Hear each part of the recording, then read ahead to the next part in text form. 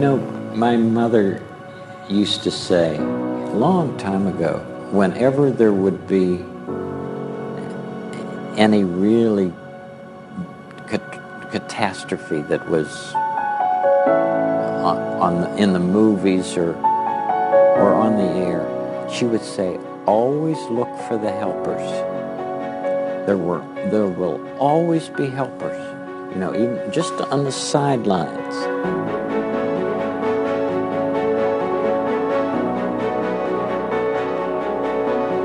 That's why I think that if news programs could make a conscious effort of showing rescue teams, of showing medical people, anybody who is coming into a place where there's a tragedy, to be sure that they include that. Because if you look for the helpers, you'll know that there's hope.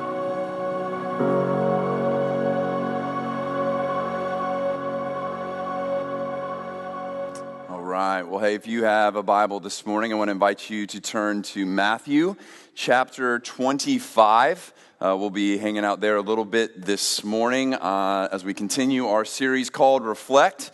So if you don't have a Bible, we'll certainly put all the verses on the screen for you, so we're not going to leave you behind by any stretch of the imagination, but I'd love for you to turn there if you do have a Bible, or scroll there if you have a phone that's got a Bible on it. While you're doing that, I haven't had a chance to say good morning to anybody who's joining us on live stream. We're glad that you've checked in that way. Reach out to me. Probably right now there's like a lower third with my email on it. Email me, check in, let us know how we can pray for you, how we can serve. If you're in the Houston area and you're trying us from like a safe distance, I'd love to meet with you. I offer to you on live stream and everybody here, both the guests and members, two of my favorite things in the world is to go get coffee with people and then to go get chips and queso with people. And so if you're a guest and you got questions about this place, or if you're a member and you got questions about this place, you can call me and I'd love to get some coffee or queso with you. In fact, I recently got to do that a couple weeks ago with my friend Jared, and we got to talk about the church and things that are going on. And then I met his wife, Chloe, and she's like the nicest human being ever, and I'm really happy about that because they're our newest members here at Sugar Grove Church of Christ. So y'all stand up and welcome Jared and Chloe. Welcome. They've been married like 4 months, so they're still like madly in love with each other, and they're just so sweet and uber talented, and really, really glad that they're on mission with us now. We got some new partners, and very grateful for that. So welcome. We're glad you guys are here. So a couple of weeks ago, we started this series called Reflect. Here's the quick download of that. We are really considering the ways in which God has been generous to us, his people. We serve this unbelievably, overwhelmingly generous God that I think so often we just kind of take for granted in the monotony of life. And then a couple of weeks ago, we really talked about what it means to be made in the image of God. And one of those things is that we reflect who we're in the image of. And so if we serve a generous God, then his people should reflect that kind of generosity within the community that he's forming. And so for the next couple of weeks, we're really kind of just going to hone in on a specific aspect of God's generosity, and then going to go, okay, so what would it look like for the community to reflect that? So last week we were in Luke chapter 15, and we really talked about how this God pursues. It's a generous pursuit because he pursues things that really aren't worth pursuing. If you remember, we really kind of borrowed a phrase from an author that lost, so often it means unclaimed, unwanted, and really, but in the Gospels, because of our generous God, lost means loved. And we looked at 3 parables. We looked at a parable of a shepherd who goes out and finds a sheep. And then it was really ironic because then, if you were here last week, we actually lost the sheep for a second. Like I actually couldn't find it. And then someone pointed out to me afterwards that very in the middle of a sermon where I'm trying to proclaim the God who doesn't give up on the lost sheep, in 2 seconds, I gave up on finding the lost sheep. I was like, well, just pretend I found the sheep. And then I moved on. And someone was like, that, you kind of missed it. And I was like, oh, thank you. I wish you would have told me that before I missed it, and then I could have fixed it, but too late. And then we looked at the next parable that Jesus tells is this woman who's lost a coin. and she stops everything and lights a lamp and grabs, I said a sweeper, which is a terrible broom or something, I don't know, and begins to sweep to look for this coin because this coin has value. And then there's this third parable that Jesus tells back to back to back, and it's the parable that most of us know the best. It's a parable that even if this is your first time in church on a Sunday morning, you've probably heard this parable. It's the parable that we call the parable of the prodigal son. So it goes a sheep out of 100, a coin out of 10, and then a son out of 2. And the younger son, he leaves. He spends all his dad's money. This is incredibly insulting. It's not good. This son should be kicked out of the family forever. And yet he finds himself in a place where he's got nothing. He's at his lowest of lows. And he goes, well, the people that work for my dad, they've got it better off than me. So I'll come back to my dad's house and I'll work for him. And we talked about this dad who's like on the front porch looking for his son and goes out and leaves the kingdom to go find his son because he's so anxious to bring him back home. Now, the parable, we didn't really get to the end of it last week, so I wanted to pick it up at the end of this story, because after there's reconciliation between dad and the younger son, we get kind of this like ending. You would think the story's over. The father and the younger son, they reunited, and there was a party, the end, credits scroll, and you go, that was a great movie.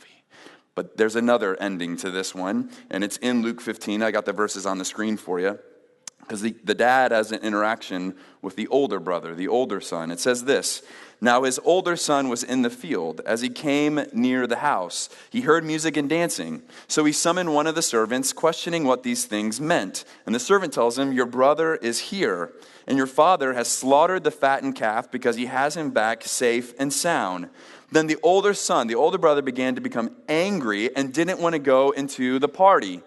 So the dad, who's already demonstrated that he'll go out to his sons, does the same for the older son as well. The father comes out and pleads with the older son, but the older son replies to his father, look, I've been slaving many years for you, and I've never disobeyed your orders, yet you never gave me a goat so that I could celebrate with my friends. But when this son of yours, notice he doesn't claim a relationship with his brother. Like this son of yours, not my family, your family, when he comes home, he's devoured your assets with prostitutes. You slaughtered the fattened calf for him. And listen to the dad's response. Son, he said to him, you are always with me, and everything I have is yours. But we had to celebrate and rejoice because this brother of yours was dead and is alive again. He was lost and is found. And then the story should go, like the next verse should say what happened. The story should then conclude. What does the older brother do? Does he take up his dad's offer? Does he go, you're right, everything you have is mine, and I should be happy about my younger brother, so I'm coming into the party? Or does he stay in the field? We don't know. It doesn't resolve. We're kind of left just wondering, and Jesus, who's a great teacher, the greatest teacher, he does this for a reason. Because if you remember, at the very beginning of all three of these parables, we hear who Jesus' audience is. This is his audience. There are tax collectors and sinners, people we would label as lost. And then there are Pharisees and scribes, and they're the ones doing the complaining. The Pharisees and the scribes, they would have been rule followers. We got any firstborn people in the room this morning? These are all the rule followers right here. If you're a middle child or a younger child, not only did you not follow the rules, but you didn't get in trouble for it, and it's not fair. On behalf of the older brothers and sisters in the room, it's just not fair. You have no idea how good you had it. That was not in the notes. Hi, Mom and Dad from Chicago. These are the rule followers. These are they don't just follow the rules. They got the rules memorized. They get together to talk about the rules and memorize the rules and then make sure they're following the rules and then make sure other people are following the rules. This is the giant problem. Jesus keeps welcoming in all the non-rule followers. He's welcoming in the wrong kind of people. He should be welcoming in those who have earned it by following the rules correctly, the Pharisees and the scribes. And then what kind of story does Jesus tell? Well, he tells a story of a younger brother who doesn't follow rules, and he's welcomed back into the kingdom. And then there's an older brother who says, I've followed all the rules. Who do you think Jesus has in mind? Who, listening to Jesus in the vicinity to hear from the very lips of Jesus this story, who's going, ooh, that's me in this story? It's the Pharisees and the scribes. And notice, what does the Father say to them? Everything I have is yours. And the invitation to join in my kingdom is the same as it is to the younger brother. And then he lets it resolve as if to say to these Pharisees and scribes, are you going to join in? Do you want to be a part of this thing? Do you want to see the kingdom as you should see it? Do you want to be a part of a movement where lost means loved? I'll leave it up to you. And he lets the story resolve. We learn that for a majority, they don't take him up on the offer. And let us let that thought haunt us for just a second. Apparently, you can walk with Jesus, you can hear his words, you can know him, and yet not know him at all. That just because we have close vicinity to him doesn't mean we walk with him. They're in the presence of the Son of God, and they're complaining because they've missed what the kingdom looks like. So I think it'd be important for us to consider then, so like, man, I don't want to walk that close to Jesus and miss him. So where do I find this Jesus? And you find Jesus in the pursuit. You find Jesus in the pursuit of lost things. If you opened your Bible to Matthew chapter 25, Jesus lays it out for us beautifully in verses 31 through 46. This is a long passage. I'm going to ask you to stay with me, and we're going to read it together. This is Matthew chapter 25, 31 through 46. Here's Jesus' words. That we would walk with Jesus, that we would know him and be known by him. And we want to know that, and we want to know what that life is like. So how does that happen? And Jesus goes, well, I told you stories of a God that pursues, and it just so happens that when you pursue, you find me. Listen to these words. When the Son of Man comes in his glory and all the angels with him, then he will sit on his glorious throne. All the nations will be gathered before him, and he will separate them one from another, just as a shepherd separates the sheep from the goats. He will put the sheep on his right and the goats on the left. Then the king will say to those on his right, come, you who are blessed by my Father, inherit the kingdom prepared for you from the foundation of the world. For I was hungry, and you gave me something to eat. I was thirsty, and you gave me something to drink. I was a stranger, and you took me in. I was naked, and you clothed me. I was sick, and you took care of me. I was in prison, and you visited me. And then the righteous are going to answer Jesus and say, Lord, when did we see you hungry and feed you?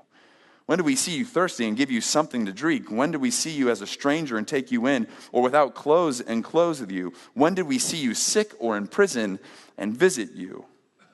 And the king will answer them, truly, I tell you, whatever you did for one of the least of these brothers and sisters of mine, you did for me. Now this list of people, let's not just fly through this list. This list of people, hungry, thirsty, stranger, naked, sick, in prison. If we were to interact with these kind of people, would it be as they approach us?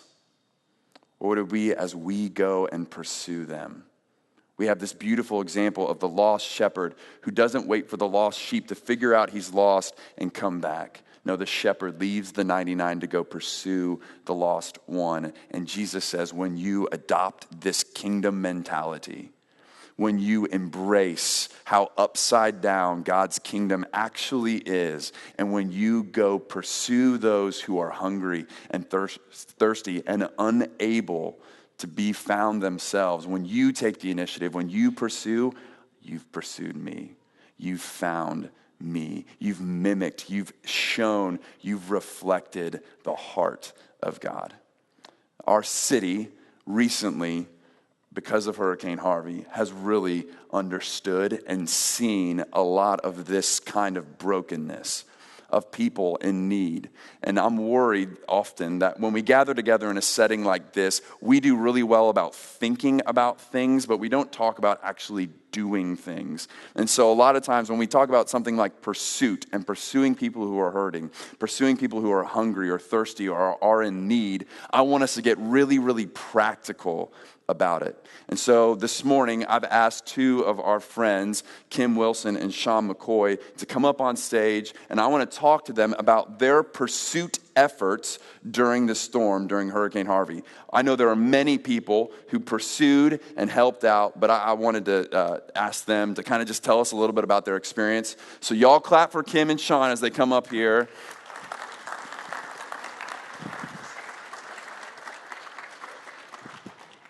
And they're going to help us consider what it means to pursue. Carrie, can I borrow your mic? And then that one's for you. Awesome. So, man, first of all, just if you don't mind, tell us a little bit about the ways that you guys were able to serve post-Hurricane Harvey. Just kind of give us an idea of what you guys were able to do. I think, as most of us did, as we were sitting in our homes waiting for the water to stop coming down or to stop rising, we all went through the stage of feeling quite hopeless or helpless, I guess. And as you're sitting there flipping through Facebook and social media, you see, okay, maybe this is something that I can do. Sean was posting a whole lot of things, and I wrote off of some of that, but then also looked for ways outside of Houston that we would work with, because there wasn't anything that I could do outside of my house at the moment. Sure. So I started by contacting a friend that I had in Nashville who works with hotels. They were able to get 400 sets of sheets from a hotel, pillows, all the whole nine, and we're just like, hey, if you can figure out a way to get them down here, you can have them. Awesome. And so I called my brother, who called some friends. We called some other friends, and long story short story long, that ended up with 400 sets of sheets, making the 1,000+ mile trip. Sheets, pillows, bedding, everything that awesome. People need. Traveling down with giving all along the way. People donating their time in Nashville, people getting things from Nashville to Jackson, people driving from Jackson to here, along with volunteers, along with another trailer full of things that we then passed the story to Sean, connected people with people, and figured out ways to help while they were here. Yeah, there were kind of two phases to Harvey, in my experience. Sorry. So there was two phases I saw. One was the first phase where you're going through it, and that helpless aspect where I shouldn't say helpless because you're taking care of your family, and sure. 2 kids, a dog, mother-in-law, and all that stuff on our end, and we were mandatorily evacuated, so that was something very, very new. Mm-hmm. That part of it. I think most of us have been through a lot of these storms and even chided a little bit. I remember chiding a little bit in the beginning, kind of like, here we go with another hurricane. It's going to hit Corpus. Everybody's worried about nobody knows really what it's going to do, and it became a very humbling experience after that. And so, to that point, while you're in the middle, you're trying to do what you can relative to that situation. And social media did become a really interesting aspect of that, because there was that need to know something. That information became so crucial as what was going on. And even trying, for the first time ever, as most of you guys probably, I never experienced this, we couldn't even get out. We couldn't get anywhere. That it was such an overwhelming and humbling experience in that sense of just a feeling that not only helped us to be able to go out and do things, as you watch it unfold on the television, all those pictures of people out there, the first responders and people like that, chest deep and saving people in that sense, that you were trying to do anything you could, something that you could, trying to find some sort of way to engage in the beginning to help yourselves and help others, and so that was probably the first part of it. And then the second part of it was when everything subsided and what was left after that, which is where things got. That's where you saw the end result of everything, and what we did in those aspects as far as that goes. Yeah. So you've got manual labor, you've got volunteers, you've got supplies from Nashville. What are people's responses as you show up? As you've kind of like here you are, you've kind of pursued them and said, "I'm ready to help." How are people responding to this help? Well, I can say, and I can tell a story about Sugar Grove and social media. So there was one morning my wife's cousin's house got flooded. He's a great guy, doesn't own a screwdriver, doesn't know, and and I'd called him that morning, and I said, hey, who's all coming to help? And I had no idea how to tear a house apart. I mean, absolutely none. And he said, well, because my buddy Tony's going to come the next day. So that meant it was just him and I. Look, and you can do things by yourself, but I kind of figured that there would be a lot of work to do. So I put literally on social media, just put a little post out, said, if anybody can make it, come on out and help me at my cousin's house. So Mark Howe came, Danny McGrainer came, Craig Johnston came, David Bozeman came. I had another friend of mine get us equipment, and then there was another guy there was a friend of another actual friend actually showed up. And so to me, that was at the very beginning of what I kept seeing on social media and the news, the people's hearts, and that was what overwhelmed me. There's a historic aspect to everything. If you look it up, there's just really, really interesting about the storm itself in terms of the amounts and all that rest of it. It really was unprecedented. I mean, historically unprecedented ever. And so, but to see the way that everybody responded, that's what I think got everybody's attention. Yeah. And where I thought started to make this terrible situation into something that was so humbling, because you saw it really was the amount of love in the area, and the amount of love being shown, the amount of love being in response to what had happened. Like I said, I just put a little thing out on social media, and half a dozen people I know and some other people show up to help lend a hand. Yeah. And that became the beginning of that. And I kept seeing that. I saw it with Kim helped me with another house, and then it just became this thing. And everywhere you went, in terms of how people responded, to be fair, anybody could be sitting up here in this chair. I almost guarantee you that not a person in this room didn't do something. Sure. I mean, my wife's off doing stuff. I mean, everybody was doing something. It was so humbling and just, for lack of a better word, awesome to see that. It was overwhelming. And nobody asked, they just wanted to do something. Yeah. And I just thought it overwhelmed me in every way. Every time I did a house, it was just, I kept seeing it over and over and over again. Yeah. Just hundreds and thousands of people. Yeah. I think oh, there it is. Ooh, there it really is. I think to add to that, it was just about people showing up. We went down, and Sean connected me with a group that came in from Atlanta. They had nothing to do, no connection to anyone here in the Houston community other than we're people pursuing a need. Yeah. And they showed up. They worked on houses for a week. So we went out. We met them. We met Miss Royal, who was the lady's home that was flooded. She's lived there for 30 years. She lost everything. And to just show this group of strangers, there were people from Needville that showed up. There were people, none of us had ever met each other. And we met there, and I'll have a connection with those people forever. And if they decide to go somewhere else and help, I hope that they call me and that I can be a part of that. But, after we did Miss Royal's house, we walked down the street, and we said, who else can we help? The congregation that my brother attends had given some cash, and they just said, y'all find some people that need this. Yeah. So we went in search of people that needed it, and through that, heard some amazing stories that, so there was, through that we had about 6 homes that we wanted to stop by. And we divided and conquered a little bit, but then also decided to do some together. And in that, we heard stories and walked on people, that had all they had was a single wide trailer, and it had flooded, and their family almost died, and they lost all their vehicles. And to sit there and to be able to provide them with even just a little bit of money, but mostly to be able to provide them with a prayer. Yeah. And we said, let's pray with you. And there were a lot of tears and a lot of breaking down, but that was the only way that we could offer any sort of comfort to them. But man, they took it in. And we happened to walk upon a porch that we probably, looking back, wasn't the smartest thing for us to walk upon. Ended up being a gang member's home, and there was a meeting happening, and it kind of got a little dicey for a little bit. But in doing that, we were asked why we were there. Well, we're here to see if we can help, and the question was posed, what in the world can you help us with? Well, we just want to see what you need. He's like, well, we lost everything. What do you think we need? Yeah. Yeah. And that's humbling in and of itself. Of course, dumb question of what do you need? So we were able to provide a little cash, but again, we were like, we want to pray with you. Yeah.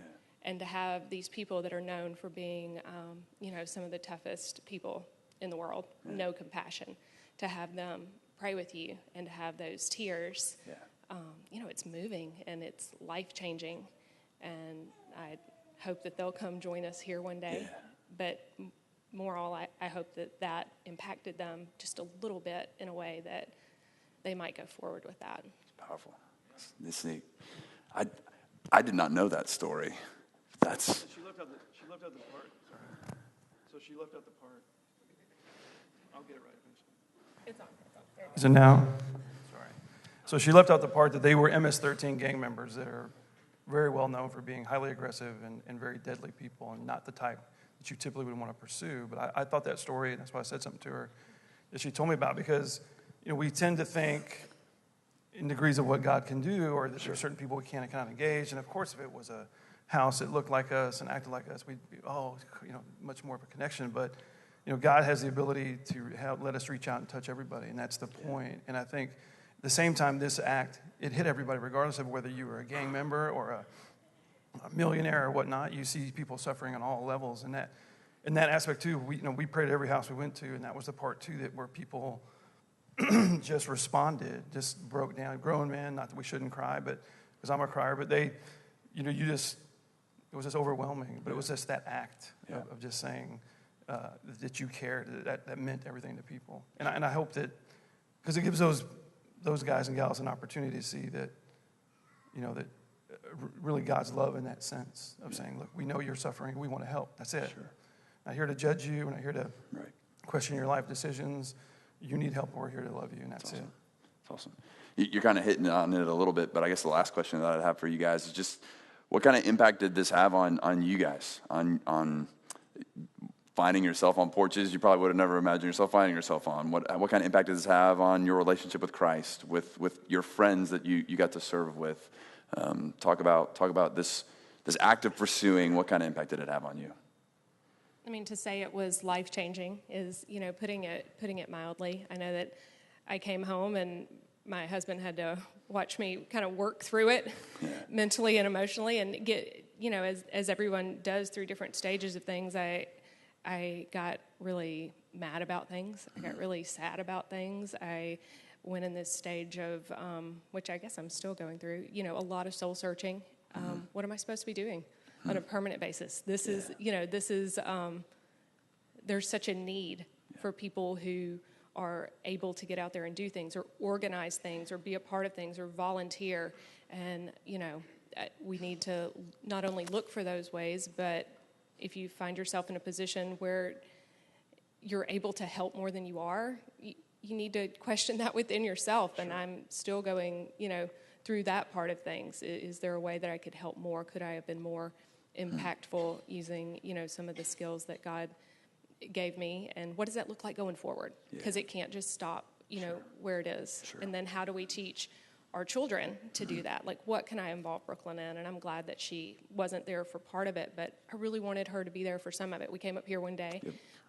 I drug her around to every dollar store in, the greater Sugar Land and Rosenberg areas, cleaning out those things, making her count out things and make bags for folks. And at first it was like, why are we here? Yeah. And then when she got to help deliver those, it was, I didn't know that this was the need. And so trying to instill the blessings that we have, but also that attitude of a servant to the next generation. That's good.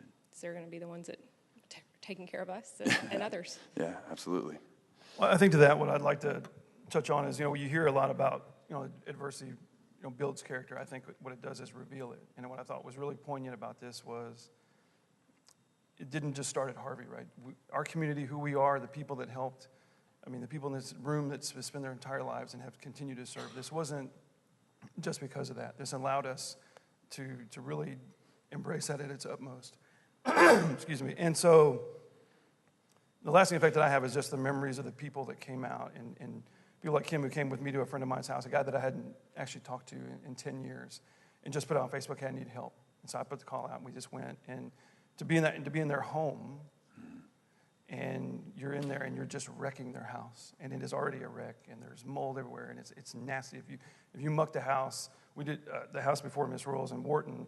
How I got connected with that was there was a disabled vet in Wharton that I found on Facebook through another group that had water 6 inches from their ceiling. One story, guy built it 30 years ago, like she was saying, and they lost everything. And to watch somebody's entire home be put in a pile of trash now in the front of in his house in a big old piece of land, and there was just it's probably 300 yards of trash 4 foot high. Yeah.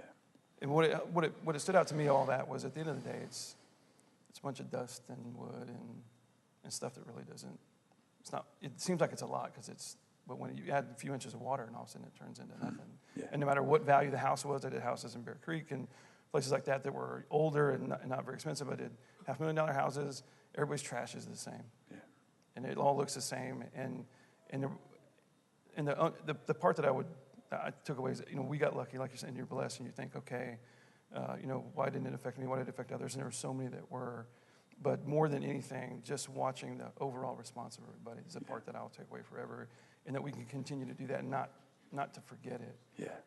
And I just took away from it, don't believe all that BS, sorry to use that word, but that you see all the time that dominates the language, that no, people are helping all the time. Yeah. They were before, they are now, they will continue. Yeah. And to focus on that, and that's really, for me, is the gospel. It's really, love your neighbor. That's the second one. That's it. Love your neighbor, and the rest will figure itself out. And we saw that over and over again. And that's what allows something that terrible to happen. Yeah.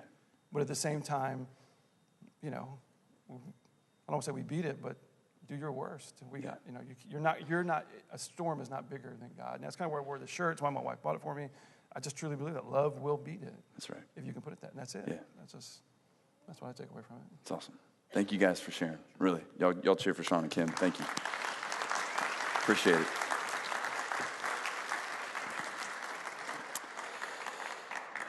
So maybe as we kind of wrap up here this morning,